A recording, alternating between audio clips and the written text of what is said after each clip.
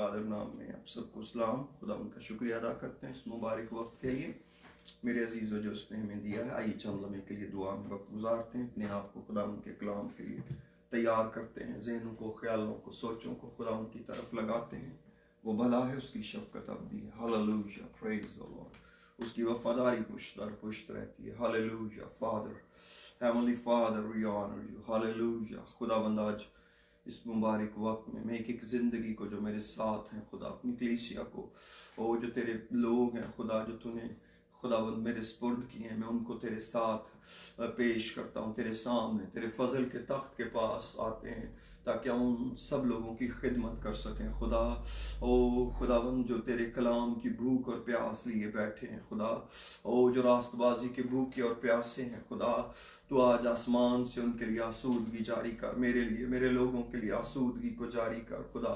Hallelujah father, thank you Jesus, इस hunger के लिए, इस थर्स्ट के लिए शुक्र करते हैं जो तूने हमारी ज़िंदगियों में रखी है, ताकि खुदाबंद हम तेरी पाक हजूरी के अंदर खुदाबंद हालेलुया तेरे जलाली हाथ की उस बड़ी कुदरत के वसीला से खुदाबंद हालेलुया हालेलुया ओ उन हरी हरी चरागाहों पर चराए जाएं और उन राहत के चश्मों के पास आज ले जाए जाएं खुदा, क्योंकि तू हमारा चौपान है, तू सरदार गल्लाबान है।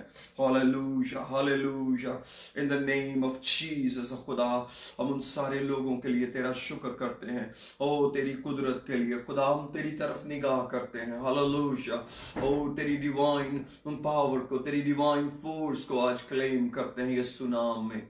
बड़ी बरकत दे, संभाल एक जिंदगी को रबाबा को रियो शांदाला का ओरियोला करो संभाला ला ला दो सो दो दो क्लम दा दो दो शाला ला ला ला दो क्लम दा दो क्लम दा दो इम्बाला ला दा दो क्लम दा दो क्लम दा दो हालेलुया हालेलुया फादर, तेरा शुक्र हो, तेरा शुक्र हो, तेरा शुक्र हो आसमानी बाप, तेरा शुक्र हो आसमानी बाप, तेरी तारीफ हो, तेरी तमजीद हो। हालेलुया खुदावंद, तू बड़ा जलाली पिता है। हालेलुया, तू जलाली खुदावंद है। हालेलुया, सब दुआ करते हैं चंद मिनट के लिए।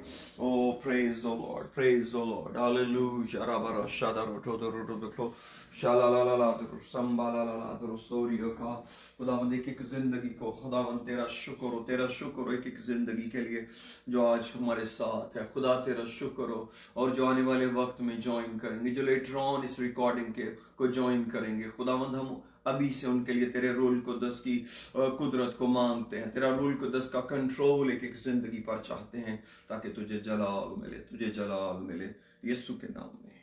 आमीन आमीन। सर को उठाते हैं, खुदा उनका शुक्रिया अदा करते हैं उसकी बड़ी मोहब्बत के लिए, उसके प्यार के लिए। मेरे अजीज़ों, कल हमने एक मजमून कलाम मुकद्दस में से खुदा ने मेरे दिल में रखा, जिसको हमने शुरू किया था, और कल हमने उसके पहले हिस्सा पर गौर किया था, और उसको हमने इस तरह कल टाइटल दिया था कि खुदा नूर है। और कल उसका पहला हिस्सा हमने शेयर किया, और अगर आपने कलाम का वो हिस्सा नहीं अभी तक सुना या देखा, तो मेरी आपसे दरख्वास्त है कि आप उसको ज़रूर वॉच कीजिए, ताकि उस सीक्वेंस के अंदर हम जा सकें जो खुदावंद ने अपने कलाम की दी है, और आपको ज़्यादा सेहत के साथ बातों को समझने का मौका मिले। तो अभी हम खुदावंद के कलाम को, जहाँ पर हमने कल उस सिलसिले को छोड़ा था, वहाँ से आगे बढ़ाते हैं कि हमने कल गौर किया था कि खुदा नूर है और उसमें ज़रा भी तारीकी नहीं है। और फिर हमने देखा कि खुदा ने जहाँ भी जब काम करता रहा तो उसने नूर को, रोशनी को प्रेफर किया, और नूर उजाले के साथ अपने आप को जाहिर किया। और फिर हमने देखा कि किस तरह खुदा यीशु मसीह के बारे में ये पेशन गोई की गई, पेशन गोइयाँ की गई कि वो नूर की खबर देने वाला होगा, वो नूर लेकर आएगा, वो दुनिया का नूर होगा। और जैसे यूहन्ना के बारे में हमने कल पहले बाब में पढ़ा था कि किस तरह उसने कहा कि वो खुद तो नूर ना था, मगर वो नूर की गवाही देने आया था, और हकीकी नूर जो दुनिया को रोशन करता वो दुनिया में आने को था, तो वो दुनिया को रोशन करने के लिए आया। और फिर उसी के अंदर हमने एक मेन आयत हमने ली थी कि जितनों ने उसे, लेकिन जितनों वो अपने घर आया और उसके अपनों ने उसे कबूल ना किया, लेकिन जितनों ने उसे कबूल किया उसने उन्हें खुदा के फर्जंद बनने का हक बख्शा। तो इस पर हम गौर कर रहे थे और फिर हमने देखा कि किस तरह खुदा जो है वो हमसे चाहता है कि हम उसका नूर बनकर जिएं। और मैंने लास्ट में मत्ती की इंजील के 5वें बाब में से कुछ बातें की थी और मैं चाहता हूं कि आप उसी से वापस जुड़ते हैं और मेरे साथ मत्ती की इंजील का 5वां बाब खोलिए मेहरबानी से, जिनके पास किताब मुकद्दस है। और बहुत जल्द हम अरेंज कर रहे हैं कि यहाँ पर स्क्रीन पे आप देख सका करेंगे आयात को। अगर आपके पास अगर बाइबल मुकद्दस ना हो तो आप स्क्रीन पर इंग्लिश और उर्दू में पढ़ सकेंगे, लेकिन we are trying to figure out कि कितनी जल्दी हम इसको ऑपरेटिव बना लेते हैं, जल्द अज जल्द। तो 5वें बाब की मैंने 14वीं आयत से अब पढ़ना चाहता हूँ।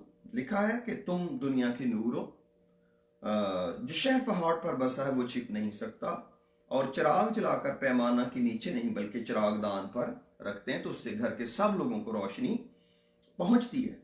इसी तरह तुम्हारी रोशनी आदमियों के सामने चमके ताकि वो तुम्हारे नेक कामों को देखकर तुम्हारे बाप की जो आसमान पर है तमजीद करें।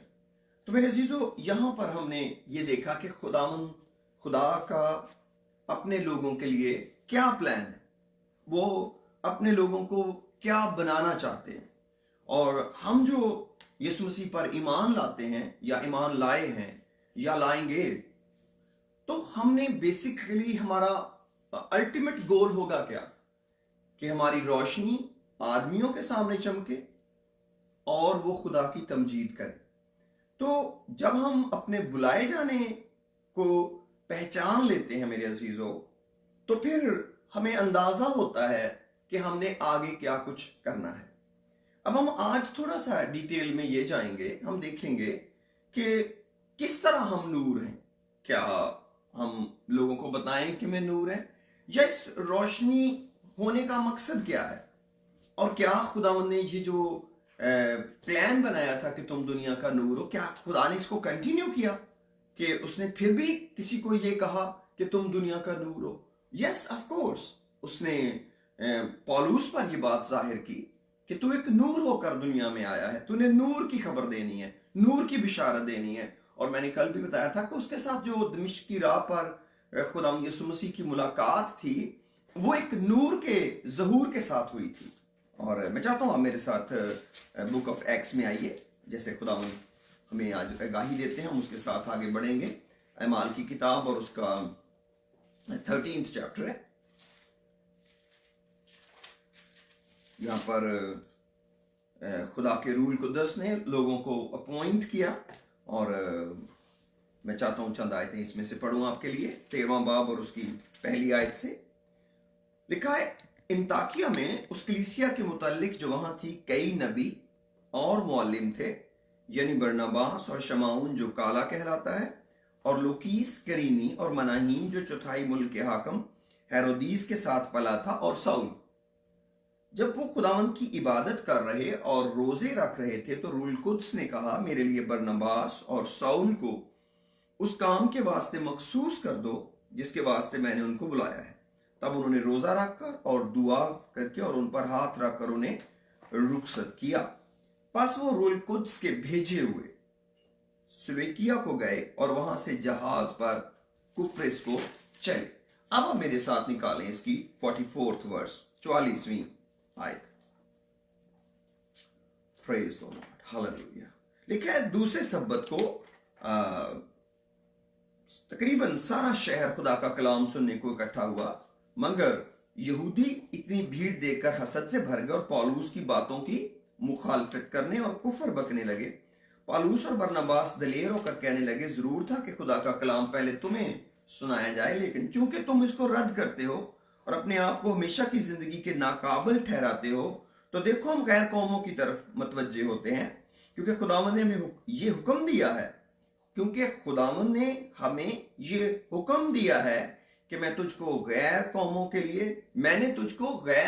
लिए नूर मुकर्रर किया, ताकि तू जमीन की इंतहा तक निजात का बायस हो।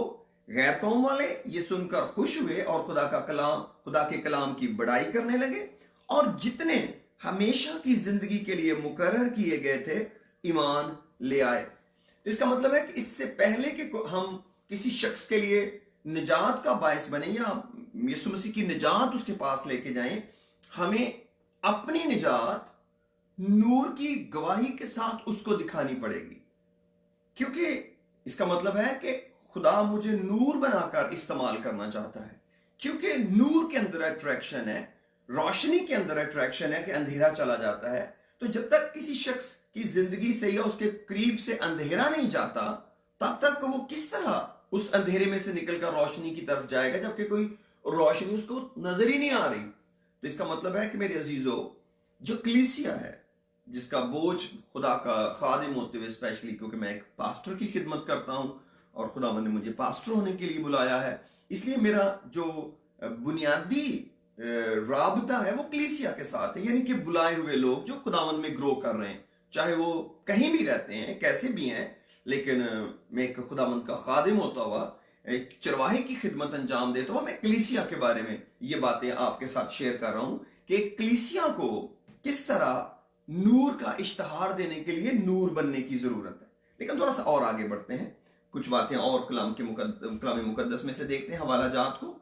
जब हम ये बातें सीख रहे हैं तो मैं चाहता हूं कि आप मेरे साथ इमाली के अंदर आइए जरा आगे 26वें बाब में। वहां पर जो पौलुस हैं वो अग्रिप्पा बादशाह के सामने अपनी गवाही पेश कर रहे हैं और वो बताते हैं कि किस तरह उनकी जिंदगी तब्दील हुई और वो किस तरह उन्होंने अपने आप को खुदावंद के सुपुर्द किया।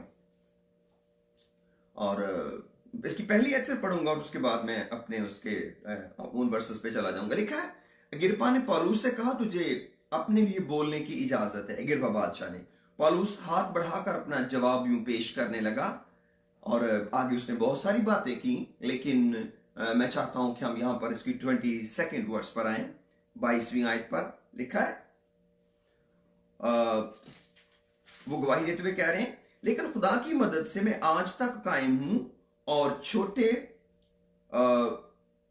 बड़े के सामने गवाही देता हूं और उन बातों के सिवा कुछ नहीं कहता जिनकी पेशनगोई नबियों और मूसा ने भी की, कि मसीह को दुख उठाना जरूर है और सबसे पहले वही मुर्दों में से जिंदा होकर इस उम्मत को और गैर कौमों को भी नूर का इश्तिहार देगा।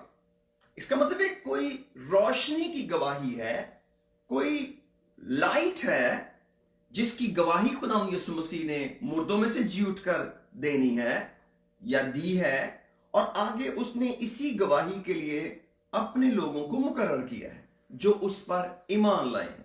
तो बुनियादी तौर पर हम ये बात सीख रहे हैं कि जब हम यीशु मसीह पर ईमान ले आते हैं या जितनों ने उसे कबूल किया, हमने उसको कबूल किया है, तो बेसिकली प्रैक्टिकली तौर पर इसका क्या मतलब है। तो हम ये सीख रहे थे कल, मैंने दोबारा से मुझे बताना मैं पसंद कर रहा हूं कि मैंने बताया था कि किस तरह कुछ चीजें नजर आने वाली होती हैं और कुछ चीजें नजर नहीं आती। रिलेशन इनविजिबल है, लेकिन उसकी जो गवाही है, जब कुछ नजर आने वाली चीज है, वो रोशनी है, वो रोशनी के काम है। और आगे चलकर हम यही बात सीखते हैं कि किस तरह हमने रोशनी के हथियार बन जाना है। तो अब मैं आगे बढ़ने से पहले आपको बताना ये चाहता हूं कि आज बुनियादी तौर पर हम ये फोकस करेंगे कि जब हम कहते हैं नूर, रोशनी, तो इसका बुनियादी तौर पर मतलब क्या है, और जब हम कहते हैं तारीकी, तो इसका बुनियादी तौर पर मकसद क्या है। अगर हम ये एक सिचुएशन का नाम है जैसे मैंने बताया, और ये अगर ये करैक्टर का नाम है तारीकी, जिसको खुदावंद ने विजुअल से स्पिरिचुअल में एक्सप्लेन कर दिया, एक नेचुरल सिचुएशन अंधेरे को लिया और उसको एक्सप्लेन किया कि किस तरह जो है उसके काम उसके साथ जुड़े हुए हैं, और इसी तरह रोशनी के बारे में भी, तो हमें बड़ी सहूलत हो जाएगी ना सिर्फ कि किसी और को चेक करने की, बल्कि अपने आप को भी चेक करने की कि क्या मैं सच्चाई पर हूं, क्या मैं दनाई से चल रहा हूं या कि मैं नहीं चल रहा। तो इसलिए मैं खुदा का हमेशा बहुत ज्यादा शुक्र करता हूं कि उसने हमारी अपनी जात के अंदर ऐसे सेंसर्स लगाए हैं कि हम अपने आप को खुद मॉनिटर कर सकते हैं कलाम के सांचे में लाके कि मैं कहां पर हूं, मैं ठीक हूं या गलत हूं। और मैंने इफ्तियों के खत में से बहुत सारी आयात चुनी है, बल्कि पूरा 5वां बाब मैंने उसमें से लिया है, लेकिन मैं शायद आज पूरा बाब तो नहीं पढ़ूंगा, लेकिन मैं चाहता हूं कि आप मेरे साथ इफिशियन चैप्टर 5 में आइए और मैं आपको कुछ नूर की बातें बताना चाहता हूं। तो अब मैं अगली स्टेज पर आ गया हूं कि कौन सी चीजें नूर से मुतल्लिक हैं, कौन सी चीजें अंधेरे से मुतल्लिक हैं। अगर आप इसकी पूरी डिटेल पढ़ना चाहें तो आप इफिशियन चैप्टर 5 पढ़ लें। बहुत सारे और भी हवाला जात न्यू टेस्टामेंट के अंदर आपको मिलेंगे, लेकिन बिलखसूस जो चैप्टर 5 है वो आपको इसमें बहुत ही ज्यादा मदद दे सकता है। और चौथा बाब भी, और लिखा है कि 5 बाब की पहली आयत पढ़ता हूं। लिखा है, पस अजीज फर्जंदों की तरह खुदा की मानिद बनो, मोहब्बत से चलो जैसा मसीह ने तुमसे मोहब्बत की और हमारे वास्ते अपने आप को खुशबू की मानिद खुदा की नजर करके कुर्बान किया, और जैसा मुकद्दसों को मुनासिब है, मुकद्दसों को यानी जो नूर में बुलाए गए हैं, जो नजात पाए हुए हैं, जो कलीसिया हैं, जो यीशु मसीह पर जिन्होंने यीशु मसीह को कबूल कर लिया है, जिन्होंने नया जन्म पा लिया है, कोई बहुत सारे नाम आप उनके ले सकते हैं। लिखा है, और जैसा कि मुकद्दसों को मुनासिब है तुम में हरामकारी और किसी तरह की नापाकी या लालच का जिक्र तक ना हो। फिर आगे लिखा है, और ना बेशर्मी और बेहुदा गोई और ठट्ठाबाजी का, क्योंकि ये लायक नहीं, बल्कि बरक्स इसके शुक्रगुजारी हो, क्योंकि तुम ये खूब जानते हो कि किसी हरामकार या नापाक या लालची की जो बुतप्रस्त के बराबर है मसीह और खुदा की बादशाही में कुछ मिरास नहीं। अब ये जो लोग हैं, कई दफा हम ये सोचते हैं कि शायद ये जो खतूत लिखे गए हैं ये गुनाहगारों को लिखे गए हैं। गुनाहगारों को नहीं लिखे गए, ये कलीसियाओं को लिखे गए हैं। और कलीसिया को के साथ जो इफिसस की कलीसिया के साथ जो बात हो रही है, उसके बाद ये बात हम मुकद्दसों के साथ हो रही है।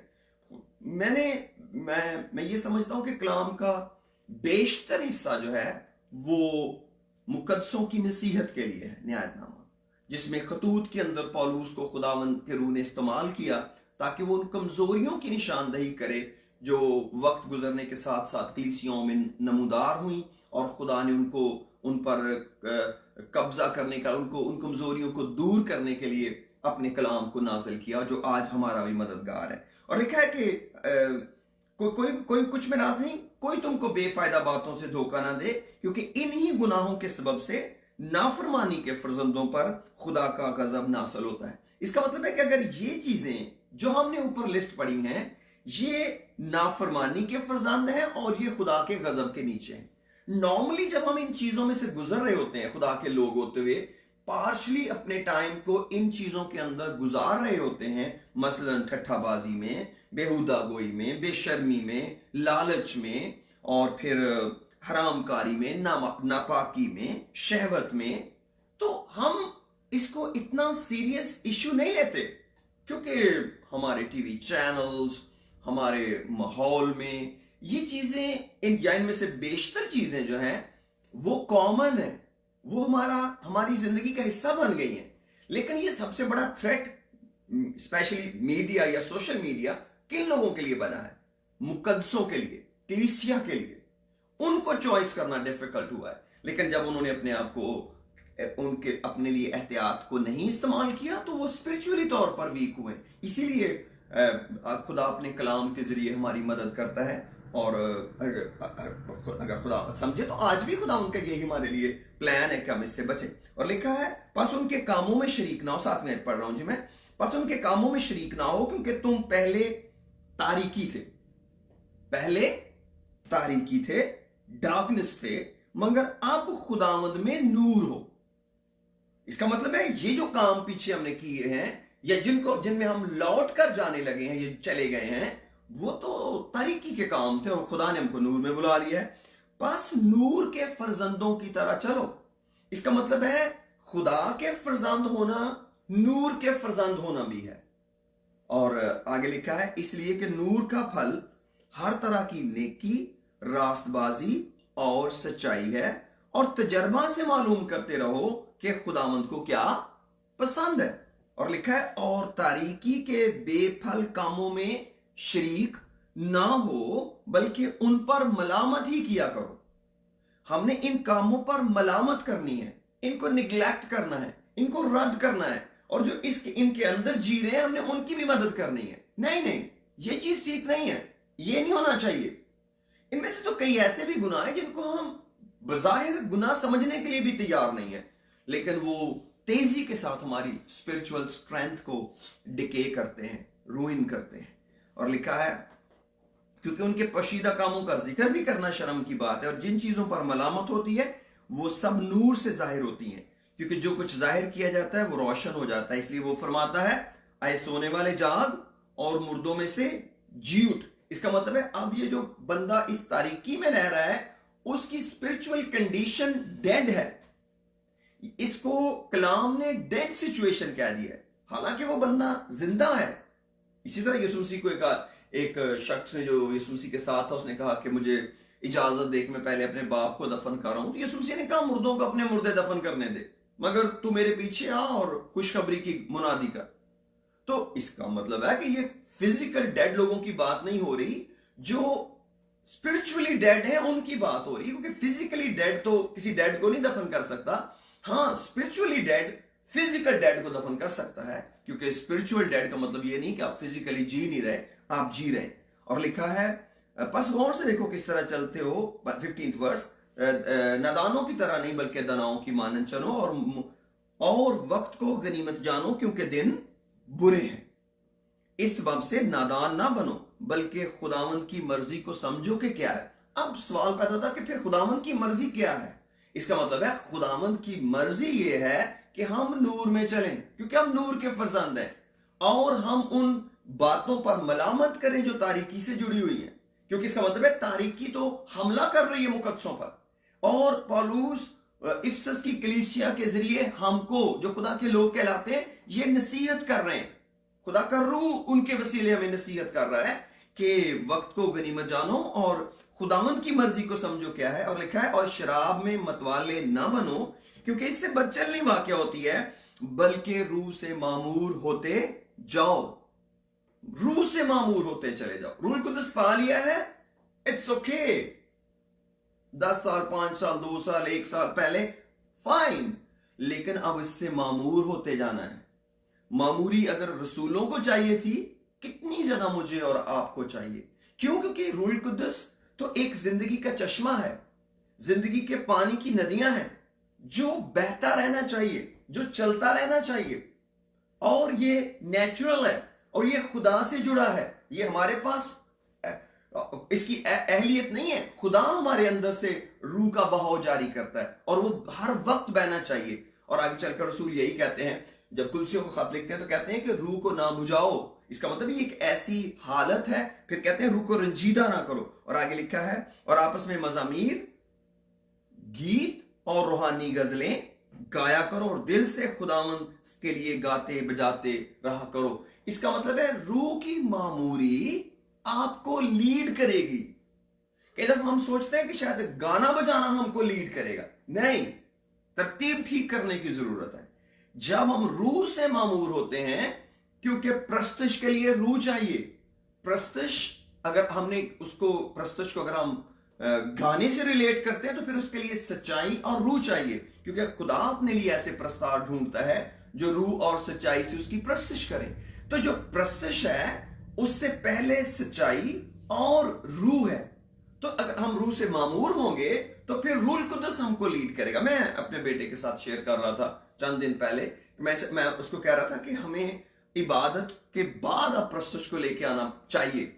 मैं ये नहीं कहता कि हमें शुरू में प्रस्तुश नहीं करनी चाहिए, yes we can do that, लेकिन प्रस्तुश एक टाइम किलिंग पीरियड नहीं है कि कलाम से पहले चलो हम गीत गाते हैं ताकि उतनी देर में कलाम तैयार हो जाएगा, ज्यादा लोग जमा हो जाएं और फेसबुक के आगे आके बैठ जाओ तो फिर मैं कलाम सुनाऊंगा। No, I have a deep respect for this. क्यों? क्योंकि ये तो खुदा की प्रेजेंस में होने वाला काम है कि हमने मज़ामीर और गीत और रूहानी गजलें गानी और खुदावंद के लिए गाते बजाते रहना है। और सब बातों में हमारे खुदा यीशु मसीह के नाम से हमेशा खुदा बाप का शुक्र करते रहो और मसीह के खौफ से एक दूसरे के ताबे रहो। और फिर आगे नूर के फर्जंदों की तरह पौलुस आगे बढ़ते चले जाते हैं, और मुझे इसको पढ़ना पड़ेगा। बीवियों अपनी शौहरों की ऐसे ताबे रहो जैसे खुदावंद की, क्योंकि शौहर बीवी का सर है जैसे कि मसीह कलीसिया का सर है। और वो खुद बदन का बचाने वाला है। लेकिन याद रखें, ये जो 22वीं आयत है इसको 21वीं आयत के बगैर कभी ना पढ़ें, वरना फिर हम इसको मिसअंडरस्टैंड करते हैं। लिखा है, और मसीह के खौफ से एक दूसरे के ताबे रहो। इसको भी ज़हन में रखें। फिर आगे बीवियों को एडवाइस किया गया है, और बीवियों शौहरों के ऐसे ताबे रहो जैसे खुदामंद की, क्योंकि शौहर बीवी का सर है, जैसे कि मसीह कलीसिया का सर है और वो खुद बदन का बचाने वाला है। लेकिन जैसे कलीसिया मसीह के ताबे है, वैसे ही बीवियां भी हर बात में अपने शौहरों के ताबे हों। ऐ शौहरों, अपनी बीवियों से मोहब्बत रखो जैसे मसीह ने भी कलीसिया से मोहब्बत करके अपने आप को उसके वास्ते मौत के हवाले कर दिया, ताकि उसको कलाम के साथ पानी से गुस्ल देकर और साफ करके मुकद्दस बनाए, और एक ऐसी जलाल वाली कलीसिया बनाकर अपने पास हाजिर करे जिसके बदन में दाग या जुरी या कोई ऐसी चीज ना हो, बल्कि पाक और बेऐब हो। इसी तरह शौहरों को लाजम है कि अपनी बीवियों से अपने बदन की मानंद मोहब्बत रखें। जो अपनी बीवी से मोहब्बत रखता है वो अपने आप से मोहब्बत रखता है, क्योंकि कभी किसी ने अपने जिस्म से दुश्मनी नहीं की, बल्कि उसको पालता और परवरिश करता है जैसे कि मसीह कलीसिया को। इसलिए कि हम उसके बदन के उज़्व हैं। इसी सबब से आदमी बाप से और मां से जुदा होकर अपनी बीवी के साथ रहेगा और वो दोनों एक जिस्म होंगे। ये भेद तो बड़ा है, लेकिन मैं मसीह और कलीसिया की बाबत कहता हूं। बहरहाल तुम में से भी हर एक अपनी बीवी से अपनी मानद मोहब्बत रखे, और बीवी इस बात का ख्याल रखे कि अपने शौहर से डरती रहे। तो मेरे अजीजों, यहाँ पर छठे चैप्टर को साथ अगर आप शुरू कर लेंगे तो आपको मुकम्मल एक स्टोरी मिलेगी। और छठे बाब की 10वीं आयत में जैसे ही फर्जंदों की बात होती है, फिर नौकरों की, फिर मालकों की, और फिर यानी पूरी असल में बात यह है कि हम हमेशा ये बात जानते हैं कि जब चैप्टर चेंज होता है तो बात नहीं चेंज होती हमेशा। अब बेसिकली पौलुस ने जब ये खत लिखा है तो वो एक खत लिखा है, चैप्टर्स नहीं लिखे हुए। तो अब अगर आप देखें तो 5वें बात की जो आखिरी आयत है वो खत्म नहीं हुई बात। मियाँ बीवी से बात खत्म चली है और आगे बच्चों पर आ गई है, बच्चों के बाद मालकों और नौकरों पर आ गई है। इसका मतलब है कलाम ने पूरी सोसाइटी को, हमारे सोशल सेटअप को कवर किया है, हमारे पूरे खानदान को कवर किया हुआ है, हमारी इंप्लॉयमेंट को, एम्प्लॉय को कवर किया हुआ है। लेकिन हमने इसको चैप्टर के साथ छोड़ा है। लेकिन मुझे माफ कीजिए, मैं वक्त बचाने के लिए थोड़ा सा जल्दी करना चाह रहा हूं। और ये आप, लेकिन ये आप छठा बाब साथ ही पढ़ेंगे। तो फिर उसकी 10वीं आयत के अंदर खुदा ने अपने हथियार ऑफर किए हैं। इसका मतलब है ये हथियार तारीकी के लिए नहीं है, ये हथियार नूर के लिए हैं। अगर आप इन सारे हथियारों के नाम पढ़ेंगे तो ये एक ऐसे शख्स की जिंदगी की अक्कासी है जो खुद नूर में चल रहा है, जिसकी जिंदगी के अंदर तारीकी के बेफल काम नहीं है। बहुत दफा जब हम चीजों को या वर्सेस को लेते हैं तो हम अपने ऊपर अप्लाई करते हैं। मसलन कोई भी शख्स ये छठे बाब की 10वीं आयत से लेकर ये कह सकता है कि खुदावंद मैं तेरे सारे हथियार पहनता हूं, तो दैट्स ओके, कौन चैलेंज कर सकता आपको। लेकिन बात यह है कि अगर आप पीछे पढ़ेंगे 5वां बाब और फिर चौथा बाब भी पढ़ के अगर आएंगे तो आपको पता चलेगा कि ये जो खुदावंद के हथियार है ये तो नूर के फर्जंदों के लिए हैं। ये तो उन लोगों के लिए जो नूर के अंदर जिंदगी जी रहे। इसका मतलब है उन्होंने तारीकी के बेफल कामों को जिंदगी से निकाल दिया हुआ है। अब वो एक नई इंसानियत के अंदर है। मेरे साथ जरा कुलसियों के अंदर आइए, जरा कॉलोसियंस। प्रेज द लॉर्ड, हालेलुया। खुदावंद आपको बड़ी बरकत दे। कॉलोसियंस पहले बाब में आइए, फिर उसके बाद जी, प्रेज द लॉर्ड, हालेलुया। हो खुदावंद तेरा शुक्र। कुलसियों का पहला बाब और उसकी 9वीं आयत से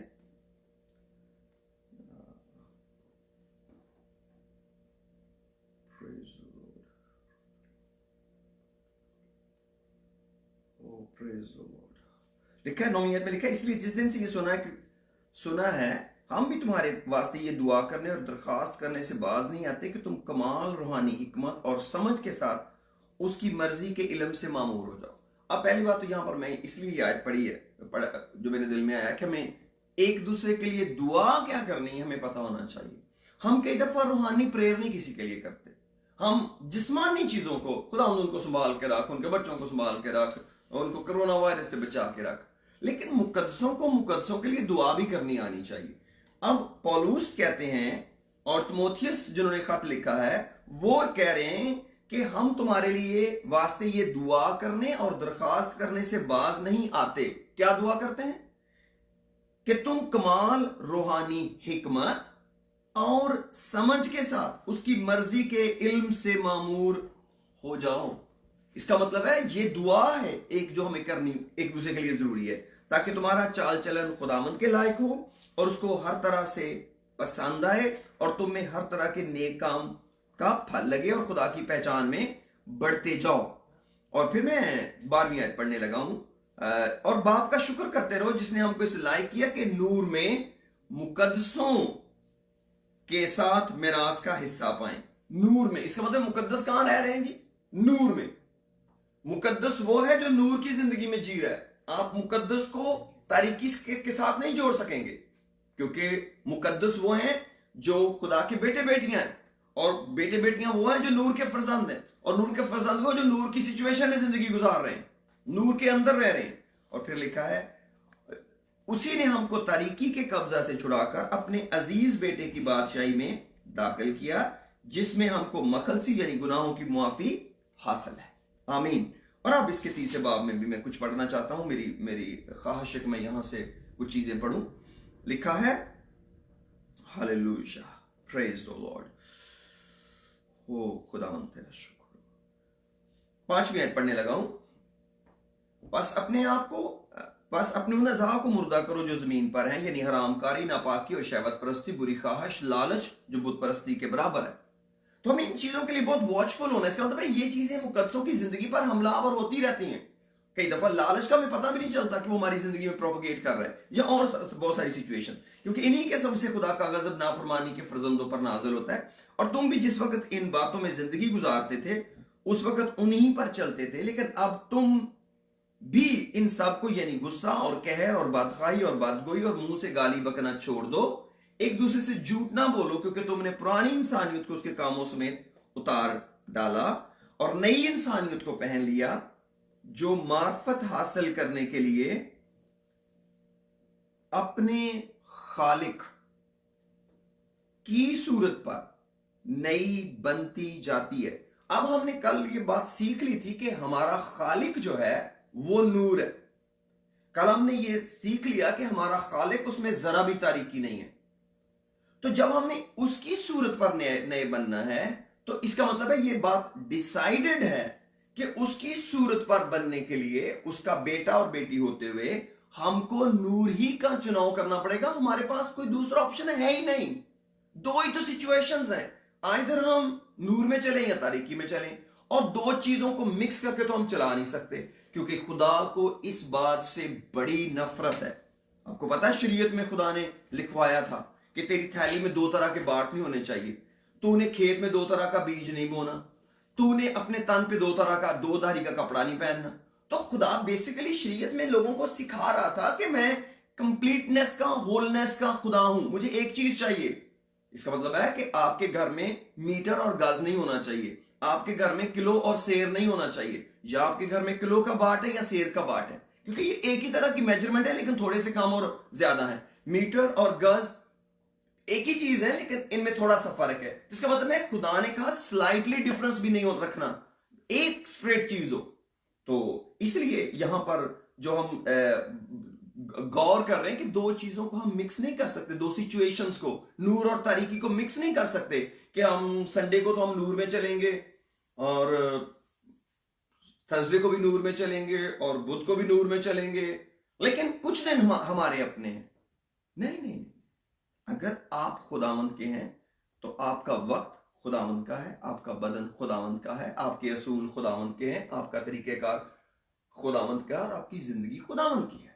और खुदावंद को इससे कोई बड़ा कंसर्न भी नहीं है कि अगर आपने अपनी जिंदगी खुदा को नहीं दी हुई, आप तारीकी में हैं, लेकिन आप बड़े गौर से और बड़े ध्यान से कुछ रिचुअल्स की प्रैक्टिस में लगे हुए हैं। They are definitely very good, लेकिन ये इतनी अच्छी नहीं है जितनी रोशनी अच्छी है। जितना खुदा को नूर पसंद है उतना, तभी तो वो कहता है कि शरीर से वो कहता है तुझे मेरे आइन बयान करने से क्या वास्ता।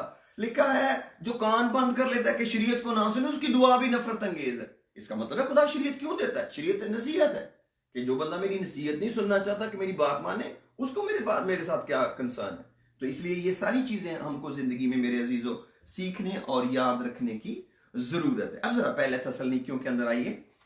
ओ प्रेज द लॉर्ड। पौलुस कुछ थस्सलुनीकियों को बातें बताते हुए खूबसूरत बातें यहां पर लिखते हैं, और मैं चाहता हूं इनको हम सीखते हैं। 5वें बाब की पहली आयत में लिखा है, मगर ऐ भाइयों,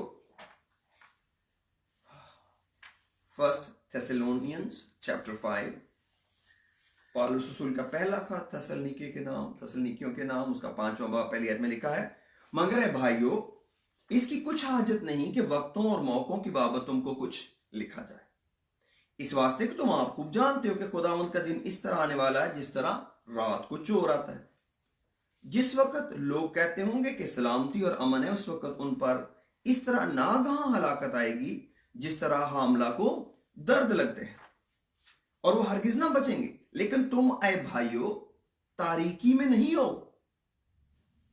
तारीकी में ना होने का क्या फायदा है? तुम ऐ भाइयों तारीकी में नहीं हो कि वो दिन चोर की तरह तुम पर आ पड़े। What an amazing thing! जो दिन चोर की तरह आने वाला है, खुदा का कलाम कहता है कि अगर तुम नूर में चलते हो तो फिर तुम्हें उस दिन से भी घबराने की जरूरत नहीं है कि वो चोर की तरह आ जाएगा, क्योंकि तुम तो दिन के हो, तुम तो जाग रहे हो। लिखा क्योंकि तुम सब नूर के फरजंद और दिन के फरजंद हो, ना के रात के ना तारीकी के। बस औरों की तरह सो ना रहें, बल्कि जागते और होशियार रहें, क्योंकि जो सोते हैं वो रात ही को सोते हैं। इसका मतलब है sleep is related with the darkness. सो जाना तारीकी है, तारीकी की सिचुएशन है। और आगे ये स्पिरिचुअल कंडीशन की बात हो रही है, फिजिकल सोने की बात नहीं हो रही। और लिखा है जो मतवाले होते हैं वो रात ही को, मैं साथ में पढ़ रहा हूं, और जो मतवाले होते हैं रात ही को मतवाले, जो ड्रंक होते हैं वो भी रात ही को होते हैं। यानी कि ये भी एक सिचुएशन है कि अगर आप तारीकी की जिंदगी में जिएंगे तो देन आपकी मोटिवेशन क्या होगी, आपकी रगबत किस तरफ को होगी? नशे की तरफ को होगी। और लिखा है मगर जो दिन के हैं, जो दिन की रोशनी के हैं, यानी जो खुदा के फरजंद हैं, ईमान और मोहब्बत का बख्तर लगाकर और नजात की उम्मीद का खौद पहनकर होशियार रहें। अब इन्हीं हथियारों का जिक्र इफिसियों 6 बाब की 10वीं आयत में भी किया गया है। तो यहां पर पौलुस क्लियर कहते हैं कि जो दिन के हैं ना, उनको निजात की उम्मीद का खौद पहनना है, और उन्होंने रास्तबाजी के बख्तर की जगह ईमान और मोहब्बत का खौद लिखा है। तो जो ईमान और मोहब्बत है उसी का प्रोडक्ट रास्तबाजी है। अगर आप खुदा पर ईमान नहीं लाते और उससे मोहब्बत नहीं करते तो वो आपको रास्तबाजी के कपड़े नहीं पहना सकता। तो जो रास्तबाजी का बख्तर है, this is equal to faith and love. तो इसलिए हमें पौलुस ने उसको रीडिफाइन कर दिया कि किस चीज मैं क्या बात कर रहा हूं, क्योंकि खुदा ने हमें गजब के लिए नहीं बल्कि इसलिए मुकर्रर किया कि हम अपने खुदाम यीशु मसीह के वसीला से निजात हासिल करें।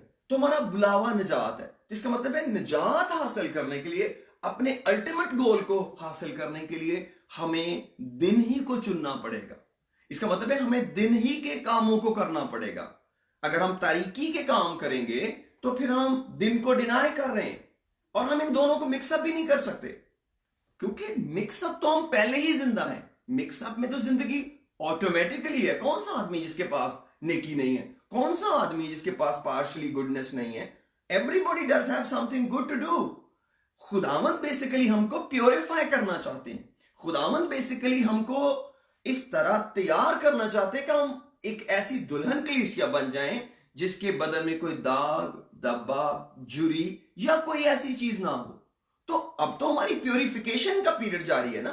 अब तो हम एंट्री लेवल पे तो थोड़ी हैं, हम तो आसमान की बादशाही के लिए तैयार हो रहे हैं। और बेसिकली हम कर क्या रहे हैं? हम तारीकी के बेफल कामों पर मलामत करके उनसे वन आफ्टर एन अदर निकलते जा रहे हैं।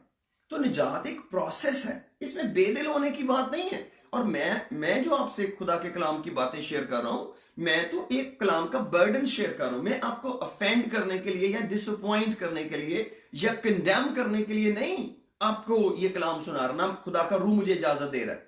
मेरा मकसद सिर्फ आपको उभारना है, जो खुदा का काम है। कलाम आपको उभार रहा है कि जब तक जिंदगी की सांस है उम्मीद बाकी है। सिर्फ हमें डिसीजन लेने की जरूरत है। और कई दफा हमें पता नहीं होता, हमें कोई बता नहीं रहा होता कि हम जिस सिचुएशन में हैं उसको कैसे डिफाइन किया जाए। हम इस कदर वावा वावा और शावा शावा के शौकीन हो जाते हैं कि हम इसके अलावा कोई बात सुनना नहीं चाहते। लेकिन खुदा हमारा भला करता है। अगर खुदा थसलनीके का भला करता है, अगर खुदा कुलसिया का भला करता है, अगर खुदा इफसस का भला करता है, अगर खुदा रसूलों का भला करता है, अगर खुदा पौलुस का भला करता है, तो क्या वो मेरा भला नहीं करेगा? क्या वो आपका भला नहीं करेगा? The same God, the same priorities. कुछ चेंज थोड़ी हो गई है। नूर से लेकर पैदाइश की पहले बाब की पहली आयत से लेकर तीसरी आयत से लेकर all the way through the Bible, everywhere there is a same light shining around. खुदा ने कभी अपना म्यार नहीं बदला क्योंकि मैं किसी वक्त तारीकी को पसंद करूं। नो, ऑलवेज ऑलवेज जहां भी आप देखेंगे वो नूर और तारीकी को जुदा करता नजर आएगा और वो कहेगा तारीकी के बेफल कामों से निकल कल जिंदगी में जियो। तो मेरे अजीजों, मैं थोड़ा सा और आगे बढ़ना चाहता हूं और आपको तारीकी के बेफल कामों की एक और लिस्ट देना चाहता हूं ताकि आपको जिंदगी में समझ आए और आप उनमें से जल्दी से निकलें। कभी ऐसा हो जाए घर में या पड़ोस में या अपने दोस्तों में या कलीसिया में या खादमों के बीच में, तो आपको समझ आ जाए कि ये बेसिकली सिचुएशन है कौन सी।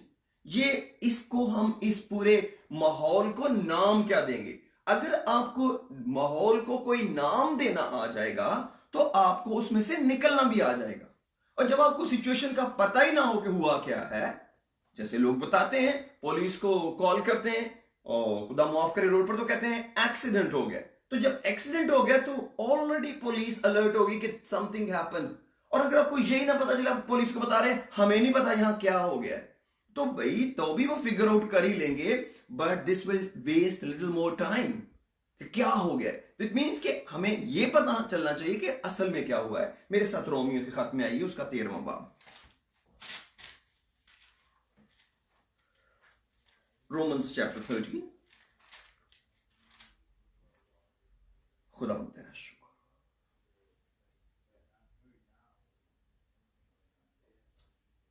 थर्टीन चैप्टर बहुत ही हमारे लिए एक जरूरी चैप्टर है और हमें इसका बहुत सा इल्म होना चाहिए। और मैं चाहता हूं कि हम इसको कुछ आयतें पढ़ें और फिर उसके बाद हम आगे चलेंगे। Allow me to read this chapter. 13वां बाब, उसकी पहली आयत से पढ़ूंगा। लिखा है, हर शख्स आला हुकूमतों का ताबेदार रहे, क्योंकि कोई हुकूमत ऐसी नहीं जो खुदा की तरफ से ना हो, और जो हुकूमतें मौजूद हैं वो खुदा की तरफ से मुकर्रर है। अब हमें चेक नहीं करनी कि हुकूमतें क्या हैं। जब खुदा ने कहा है हुकूमतों के ताबे रहो तो ताबे रहो। कोई हुकूमत ऐसी नहीं जो खुदा की तरफ से ना हो, तो ऐसा ही है। खुदा किसी भी शख्स को, बहुत अच्छे आदमी को भी और बहुत बुरे आदमी को भी मुकर्रर कर सकता है कि वो बादशाही करे। कभी फिर मौका मिलेगा तो इस पे बात करेंगे कि खुदा उन बादशाहों को भी, उन लोगों को भी बादशाही दे देता रहा है जो खुद अपने करैक्टर में और अपनी जात में कोई बहुत बड़े आदमी नहीं थे, लेकिन खुदा ने उनसे काम लेना था, उस मकसद के लिए खुदा ने उनको हुकूमतें दी। बस जो कि हुकूमत का सामना करता है। और एक बात याद रखें, अगर कोई शख्स जो मेरी बात सुन रहा वो किसी तरह की अथॉरिटी रखता है, तो एक बात याद रखें, हर अथॉरिटी खुदा से बिलोंग करती है। यीशु मसीह ने कहा, आसमान और जमीन का कुल इख्तियार मुझे दिया गया है। तो हम जो कोई भी इख्तियार अपने खानदान में रखते हैं, घर का हेड होते हुए भी, हमारा इख्तियार बेसिकली खुदा का इख्तियार है और हमको इसको खुदा का इख्तियार समझ के ही इस्तेमाल करने का हक है। हम इसको खुदा के कलाम से हटकर इस्तेमाल नहीं कर सकते, ना खुदा की बेइज्जती करके इस्तेमाल कर सकते हैं। मैं रूलर्स की बात नहीं कर रहा, मैं उन लोगों की बात कर रहा हूं जो घरों के अंदर भी सरबराह हैं, या अगर कोई मिनिस्टर या कोई भी शख्स खुदा के कलाम को जानता है, तो जो भी आपके पास इख्तियार है या जो मेरे पास इख्तियार है, basically it belongs to God. ये खुदा की मलकियत है और आगे खुदा ने यह हमें दिया है। इसलिए जो ओरिजिनल मालिक है, जैसे कलीसिया का हेड खुदावंद यीशु मसीह खुद है, इसी तरह हर इख्तियार का हेड भी खुदा खुद है, यीशु मसीह खुद है। तो इसलिए उस इख्तियार को भी हमें खुदा के लोग होते हुए उसके खौफ में इस्तेमाल करने हैं, कलाम के सांचे में इस्तेमाल करने हैं, ना कि कलाम से हटकर। और हमने भी उनको कलाम के अंदर रहकर ताबे करना है। जैसे मैं कह रहा था कि अगर मैं कल को कोई बादशाह कहेगा अपने खुदा की बात छोड़ के मूर्त को सजदा करो, तो ये मतलब नहीं है कि हम आज तो हम आइसोलेट हुए हैं, आज हम लॉकडाउन में गए तो कल को हम मूर्त को सजदा करने लग जाएंगे। नो, हम अथॉरिटीज को ओबे करते हैं कलाम की तरतीब के अंदर रह के, कलाम से निकल कर नहीं कि वो जो भी हुकूमत कल को ऑर्डर करेगी हम उसको ओबे करना शुरू कर देंगे, नहीं, क्योंकि ये एक ऐसा हुक्म था जो हमारी हेल्थ के साथ रिलेटेड था और इससे कलाम की बेइज्जती नहीं होती, इसलिए हम इस किताबें थैंक यू, मैंने आपका थोड़ा सा टाइम लिया। बस जो कोई हुकूमत का सामना करता है वो खुदा के इंतजाम का मुखालिफ है, और जो मुखालिफ है वो सजा पाएंगे, क्योंकि नेकोकार को हाकमों से खौफ नहीं बल्कि बदकार को। बस अगर तू हाकम से नडर रहना चाहता है तो नेकी कर, उसकी तरफ से तेरी तारीफ होगी, क्योंकि जो तेरी बेहतरी के लिए खुदा का खादम है। लेकिन अगर तू बदी करे तो डर, क्योंकि वो तलवार बेफायदा लिए हुए नहीं है। और अब मैं इसकी 7वीं आयत पढ़ता हूं। सबका हक अदा करो, जिसको खिराज चाहिए खिराज दो, जिसको महसूल चाहिए महसूल, जिससे डरना चाहिए उससे डरो, जिसकी इज्जत करना चाहिए उसकी इज्जत करो। आपस की मोहब्बत के सिवा किसी चीज में किसी के कर्जदार ना हो, क्योंकि जो दूसरे से मोहब्बत रखता है उसने शरीयत पर पूरा अमल किया। क्योंकि ये बातें कि जना ना कर, खून ना कर, चोरी ना कर, लालच ना करो, और इनके सिवा और जो कोई हुक्म हो, उन सब का खुलासा इस बात में पाया जाता है कि अपने पड़ोसी से अपनी मानंद मोहब्बत रख। मोहब्बत अपने पड़ोसी से बदी नहीं करती, इस वास्ते मोहब्बत शरीयत की तामील है, और वक्त को पहचान कर ऐसा ही करो। ये जो 13वां बाब है, इस सब पर अमल करने का पौलुस कहता वक्त आ गया है, इसलिए कि अब वो घड़ी आ पहुंची कि तुम नींद से जागो, क्योंकि जिस वक्त हम ईमान लाए थे उस वक्त की निस्बत अब हमारी निजात नजदीक है। रात बहुत गुजर गई, दिन निकलने वाला है, बस हम तारीकी के कामों को तर्क करके रोशनी के हथियार बांध लें। जैसा दिन को दस्तूर है शाइस्तगी से चलें। इसका मतलब अगर आप दिन के हथियार बांधेंगे, खुदा के हथियार बांधेंगे, तो ये दिन के हथियार हैं और रोशनी के हथियार हैं, और शाइस्तगी से चलेंगे और शुक्रगुजारी से चलेंगे और रूह से मामूर होते जाएंगे और मजामीर और गीत और रूहानी गजलें गाएंगे, एक दूसरे की इज्जत करेंगे, एक दूसरे के ताबे रहेंगे। तो ये दिन के काम है जिनको हमने लिस्ट पढ़ी इफिसियों के अंदर, क्लोशियंस के अंदर भी कुछ बातें पढ़ी। लेकिन अब आगे क्या कहते हैं? जैसा दिन को दस्तूर है शाइस्तगी से चले, ना के, इसका मतलब है ना के का मतलब है इसका ऑपोजिट जो तरीकी के काम है वो कहां से शुरू हो रहे हैं? नाच रंग, नशाबाजी, जनाकारी, शहवत परस्ती, और न झगड़े और हसद से, बल्कि खुदावंद यीशु मसीह को पहन लो और जिस्म की ख्वाहिशों के लिए तदबीरें ना करो। तो इसका मतलब है कि अगर कहीं हसद है, एनवी है, झगड़ा है किसी भी सिचुएशन पे, क्योंकि तिमोथियुस को पौलुस कहते हैं मुनासिब नहीं खुदा का बंदा झगड़ा करे। जहां भी झगड़ा हो रहा है समझो तारीकी का काम हो रहा है, चाहे आप कितने भी रूहानी है, कोई शख्स कितना भी रूहानी है, ये तारीकी का काम है। अगर झगड़ा है तारीकी का काम है। हम स्विच कर गए हैं तारीकी के काम में, और हमें इस तारीकी के सिचुएशन से बाहर निकलने की जरूरत है। जितनी जल्दी, शायद झगड़े से भी इतनी जल्दी निकलने की जरूरत शायद नहीं है जितनी जल्दी तारीकी से निकलने की है, क्योंकि खुदा हमारी तारीकी में हेल्प नहीं कर सकता। हमें नूर में आने की जरूरत है, झगड़ा खुद ही खत्म हो जाएगा। क्योंकि झगड़ा एक सिचुएशन है, वो उसका सच्चाई के साथ तो अलग नहीं कि आप कितने सच्चे हैं, उसने आपको धकेल दिया है अंधेरे के अंदर, तारीकी के अंदर, और हम खुदा से दूर हो गए। न झगड़ा, न शहवत परस्ती, न जनाकारी, न नशाबाजी, और न नाच रंग। नाच रंग से लेके हसद तक ये एक लिस्ट है। और भी बहुत सारी बातें हैं जो हमने इफिसियों में भी पढ़ी हैं, बेशर्मी, बेहुदा गोई, ठट्ठाबाजी, उनको भी ऐड कर सकते हैं इसमें, वो भी तरीके के काम है। तो मेरे अजीजों, ये हमें आइडेंटिफाई करने के लिए खुदा का कलाम आज मिला है कि हमें खुदा ने आइडेंटिफायर दे दिए हैं, हम आइडेंटिफाई कर सकते हैं। इसलिए हमें उस लोकेशन को भी समझना है, उस सिचुएशन को भी समझना है जिसमें से हम गुजर रहे हैं। क्योंकि अगर हमारी लोकेशन आउट है, हम रॉन्ग जगह पर चले गए हैं, तो ये हमारे लिए नुकसान हो सकता है। और खुदा हमारा नुकसान नहीं करना चाहता, खुदा हमेशा हमारा भला करना चाहता है, क्योंकि वो हमारे भले के लिए काम करता है। उसने हमारे भले के लिए जान दी है और मार खाई है। और इन सारी कमजोरियों से, तारीकी के इन बेफल कामों से निकलने के लिए खुदा हमारी मदद करने को तैयार है। हमें सिर्फ अपनी विल उसको देनी है, हमें सिर्फ उसको बताना है, बाप मैं इस तारीकी में से निकलकर नूर में जीना चाहता हूं। अगर आपने आज तक चुनाव ही नहीं किया और आपने अपनी जिंदगी खुदा उनको दी ही नहीं है, आप उस पर ईमान ही नहीं लाए, मैं इसको ये नहीं कहता हूं, मैं लास्टली आपको बताऊं, अक्सर हम लोगों से पूछते हैं कि आपने खुदा यीशु मसीह को अपना शख्सी निजात दहिंदा कबूल किया है? ये सवाल बाइबल का नहीं है। अगर कोई आदमी आपको कह देगा मैंने कबूल किया है, तो फिर आप उसको क्या कह सकते हैं? नहीं, बल्कि हमने उसको ये पूछना है, क्या आपने निजात पाई है? क्या आपने नई पैदाइश का तजुर्बा हासिल किया है? क्या आपने ईमान लाते वक्त रूल कुदस पाया है? ये वो सवाल है जो बाइबल के अंदर है। अगर हम किसी को वो सवाल पूछेंगे जो हमने खुद क्रिएट किया है, तो उसका जवाब बहुत वाइड ओपन है और आप किसी को चैलेंज भी नहीं कर सकते। कौन है जिसने यीशु मसीह को अपना शख्सी निजात दहिंदा कबूल नहीं किया? और शख्सी निजात दहिंदा कबूल करने से फर्क क्या पड़ा है लोगों की जिंदगी में? मैंने कितने लोगों को देखा जो कहते हैं हमने यीशु मसीह को शख्सी निजात दहिंदा कबूल किया और उनमें जिंदगी के बेशतर काम तारीकी के काम है और बेफल काम है। कोई जिंदगी में तब्दीली नहीं आ सकी। क्यों? क्योंकि वो ये समझते हैं कि शायद ये एक just this is all granted something to us, कि हमें कुछ चीज मिल गई, हमने गिफ्ट पकड़ के रख लिया, खुदा उनको कबूल कर लिया। नो, खुदा उनको कबूल करने मतलब हमें खुदा के घर जाने की जरूरत है। खुदा बड़ा है, खुदा बाप है, हमने उठ के खुदा के घर जाना है, ना कि खुदा हमारे दरवाजे पे आके नॉक कर रहा है कि मुझे कबूल कर लो और हम करें और जो सोचते हैं देखते हैं करना है कि नहीं करना। नो, दिस नॉट से, दिस नॉट सो। इसलिए जब हम निजात पाते हैं और वो अगर हमारे दरवाजे पर दस्तक दे रहा है, हमने अपनी जिंदगी उसको देनी है और उसके पास उठ के जाना है, उसके पास जाना है। जैसे वो हमारे पास आया है, हमने उसके पास जाना है।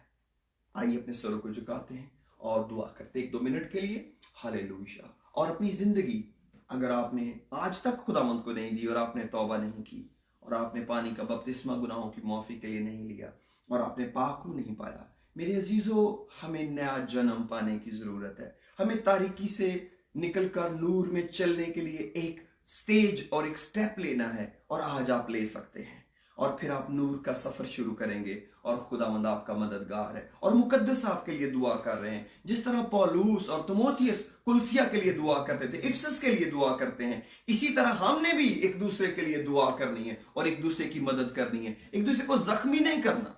मेरी आपसे दरखास्त है सुनने वालों से, एक दूसरे को जख्मी ना करें, एक दूसरे की मदद करें, एक दूसरे को उठाएं, एक दूसरे को नसीहत करें।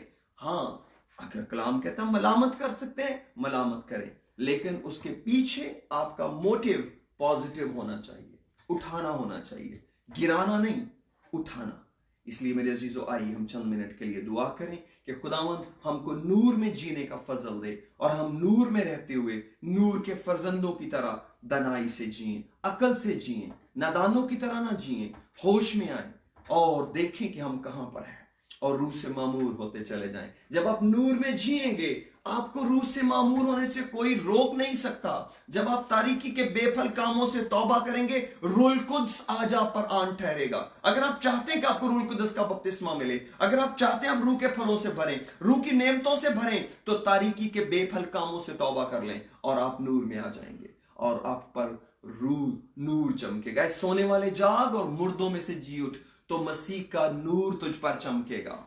हो प्रेज द लॉर्ड। एक नूर है सुपरनैचुरल जो आप पर चमकेगा और आप नूर में नजर आएंगे और बहुतों के लिए रोशनी बनेंगे। खुदावंद मेरे लोगों को ब्लेस कर, आज बड़ी बरकत दे, सलामती खानदानों में घरानों में राज करे और खुदा हम एक दूसरे की बरकत और तरक्की का सबब बने रहे, तुझे जलाल मिलता रहे, यीशु के नाम में, आमीन। God bless you all.